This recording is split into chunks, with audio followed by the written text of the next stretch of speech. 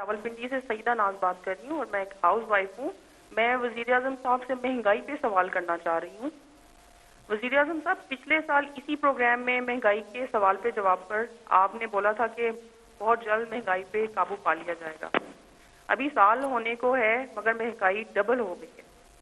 شاید آپ کو اصل صورتحال نہیں بتائی جاتی. آپ اور کچھ نہیں کر سکتے تو پلیز آن لائن جا کر آٹے کی اور دال کی قیمتیں چیک کر لیں اور ہمیں بتا دیں کہ اب تو ہمیں گھبرا لینا چاہیے. جی شکریہ. دیکھیں، پہلی چیز تو میں آپ کو ایک بات بتا دوں. آج کل ہے انفارمیشن ٹیکنالوجی اور موبائل فونز کا زمانہ.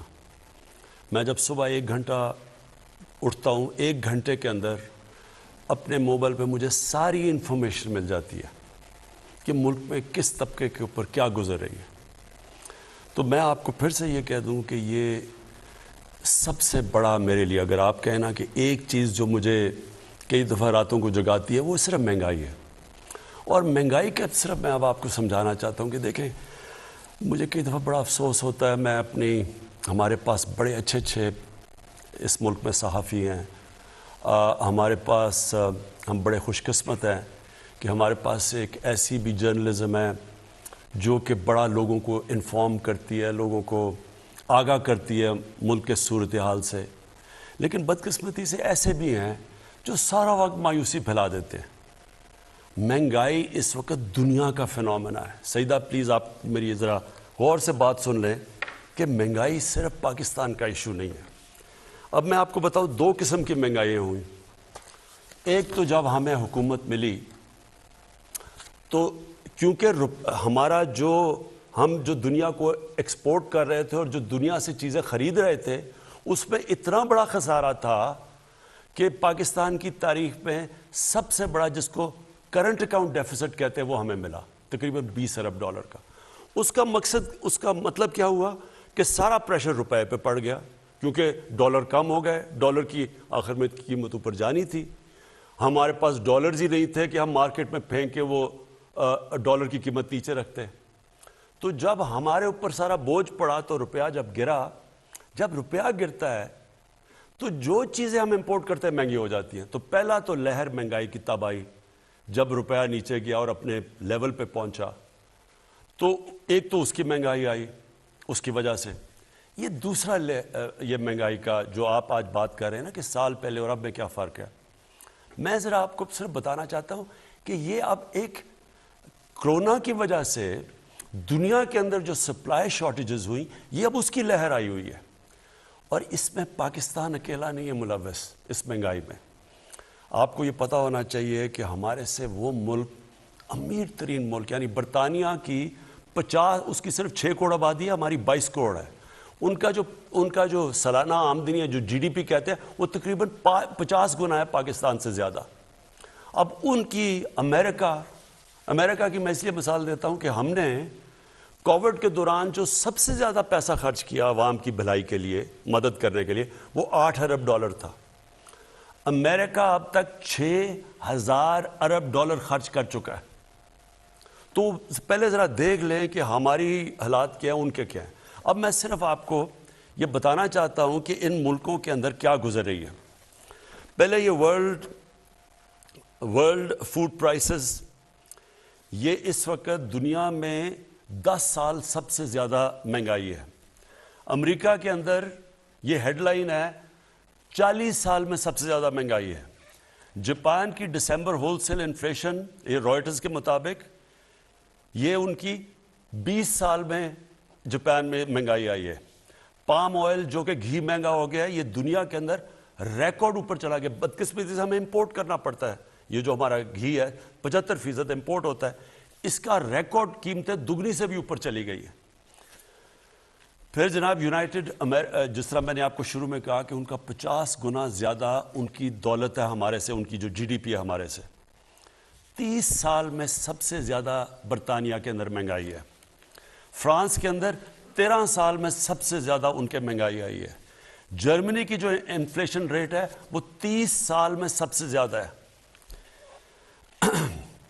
یورپ، اب سارے یورپ کی بات کریں، یہ TRT کی رپورٹ ہے کہ 30 سال میں یورپ میں سب سے زیادہ مہنگائی آئی ہے. یہ صرف ایک چیز اس لیے کیونکہ یہ کھانے کو افیکٹ کرتا ہے، فرٹیلائزر، یہ جو کھاد ہے، اس وقت دنیا میں وہ خوف یہ آ گیا کہ کھاد کی کیونکہ کمی ہوئی ہے دنیا میں، اور کیونکہ گیس کم ہو گئی ہے، گیس کی قیمتیں اوپر چلی گئی ہیں، گیس سے کھاد بنتی ہے، کھاد کی کمی ہو گئی ہے. یہ بلومبرگ کہہ رہا ہے جو کہ وہ جو میگزین دنیا میں ساری دنیا میں اکانومیز کے اوپر لکھتی ہے، وہ بلومبرگ کہہ رہا ہے کہ یہ جو گیس کرائسس ہے اس سے آگے کھانے کا بھی کرائسس، یعنی آگے وہ کہہ رہا ہے کیونکہ کھاد کم استعمال ہوئی اور دنیا میں کم ہے تو اس سے کھانا بھی افیکٹ ہوگا. یہاں ایک اور آرٹیکل آیا، میں صرف جلدی آپ کو اس لیے بتا رہا ہوں کہ میں چاہتا ہوں کہ ہمارے بھی میڈیا بیلنس کرے، اعتدال کرے، یعنی کہ اگر وہ کہتے ہیں ہم مہنگائی ہے تو یہ بھی لوگوں کو بتا دیں کہ یہ کیا پاکستان میں صرف مہنگائی ہے یا اس وقت وہ ملک جو ہمارے سے امیر ترین ملک ہے ان کے اوپر کیا گزر رہی ہے. یہاں کینیڈا کا ذرا سن لیں. کینیڈا کے 40% لوگ آگے سے ان کو فکر پڑی ہوئی ہے کہ وہ کھانے کے اوپر ان کے پاس وہ پیسہ نہیں ہوگا وہ کھانے کی خوراک لینے کا، کیونکہ مہنگائی کی وجہ سے. اب کینیڈا میں یہاں سے لوگ کروڑوں روپیہ خرچ کرتے ہیں کینیڈا کی سٹیزن شپ لینے میں کیونکہ وہاں خوشحال ہیں. ادھر کے اندر مسئلہ آیا ہوا ہے. تو میں صرف یہ آپ کو یہ کہنا چاہتا ہوں کہ دیکھیں، پہلے تو ایک سمجھ جائیں کہ جو کرونا ہے، جو کرونا کی پینڈیمک ہے، یہ ایک صدی میں 100 سال میں اتنا بڑا کرائسس آیا ہے دنیا کا. یہ اس میں ساری دنیا متاثر ہوئی ہے، ساری دنیا میں غربت بڑھی ہے. امریکہ کے اندر جو جس طرح 6 ہزار ارب ڈالر خرچ کیا انہوں نے کرونا کے ایفیکٹس دور کرنے کے لیے، وہاں لائنیں لگی ہوئی ہیں لوگوں کی کھانے کی چیزیں لینے کے لیے. تو دیکھیں ہم اس کا حصہ ہیں. جو چیز ہم امپورٹ کرتے ہیں وہ افیکٹ ہو گیا. تیل کی قیمت دگنی ہو گئی ہے، بلکہ میں دیکھ رہا تھا کہ وہ شاید اور اوپر چلی جائے. تو اس کا امپیکٹ پڑتا ہے ساری سوسائٹی پہ. بجلی پہ پڑتا ہے، تیل مہنگا ہوتا ہے، ٹرانسپورٹ پہ پڑتا ہے، مہنگائی ہوتی ہے. اور پھر اب میں آپ کو ایک اور، کیونکہ مہنگائی بہت بڑا سبجیکٹ ہے، اس کے اوپر میں صرف 2 منٹ اور آپ کے لینا چاہتا ہوں. پاکستان کے اندر سب سے زیادہ جو مہنگائی کا امپیکٹ کون سے طبقے کو ہوا ہے؟ تنخواہ دار طبقے کو. تنخواہ دار طبقہ بدقسمتی سے جن کی سیلریز ہیں، جیسے جیسے مہنگائی ہوئی ہے یہ متاثر ہوا. لیکن میں آپ کو دوسری طرف یہ بتا دوں کہ کیونکہ پاکستان کے اندر اس وقت اللہ کا کرم ہے کہ ہماری گروتھ ریٹ بڑھی ہے، اس کے اوپر میں بعد میں بات کروں گا. ہماری انڈسٹری کیونکہ سب سے زیادہ پرفارم کر رہی ہے، مزدوروں کے حالات بہتر ہوئے ہیں، کسانوں کا سب سے جو آدھی آبادی ہماری دیہات میں رہتی ہے، کبھی کسانوں کے پاس اتنا پیسہ نہیں آیا. ان کی جو انکم ہے ہم دیکھ 73% ان کی انکم کے اندر ان کی آمدنی میں اضافہ ہوا ہے. کیونکہ جو 4 بڑی فصلیں ہیں وہ ریکارڈ ہوئی ہیں، ان کو قیمت بھی ریکارڈ ملی ہے. تو وہ جو پیسہ گیا ہے جو دیہات کے اندر وہ 1400 ارب روپیہ گیا ہے مزید اضافی. اس کی وجہ سے وہاں اتنا برے حالات نہیں ہیں. مزدوروں کے ٹیکسٹائل کے لیبر نہیں ملتی، اسکلڈ لیبر نہیں مل رہی. ان کی تنخواہیں 40 سے 60% بڑھ گئی ہیں. کارپوریٹ پروفٹس ریکارڈ ہیں. اس وقت کنسٹرکشن کے اندر جو بوم آئی ہے، جو کنسٹرکشن کے اندر، اس کے اندر کئی جگہ مزدور نہیں مل رہے، ان کی بھی تنخواہیں اوپر گئی ہیں.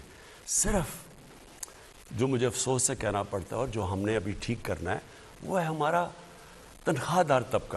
ان کو اس وقت مشکل میں ہے.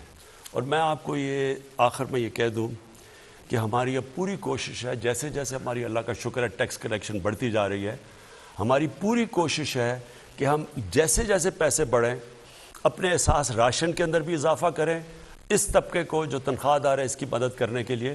اور انشاءاللہ جو ہماری لوور مڈل کلاس ہے، جو سرکاری نوکر بھی ہیں، ان کی بھی مدد کریں. اس کے لیے تھوڑا آپ کو صبر چاہیے ہوگا. لیکن میں پھر سے یہ کہتا ہوں کہ یہ صرف پاکستان کا مسئلہ نہیں ہے. اس وقت اگر دنیا میں اٹھا کے دیکھیں ہر جگہ یہ مسئلہ آیا ہوا ہے مہنگائی کا. وزیر اعظم صاحب، اس سے ملتا جلتا ایک سوال آیا کہ اگر کارپوریٹ سیکٹر میں اتنا زیادہ پروفٹ ہے تو وہ اپنے ملازمین کی تنخواہیں نہیں بڑھا رہے.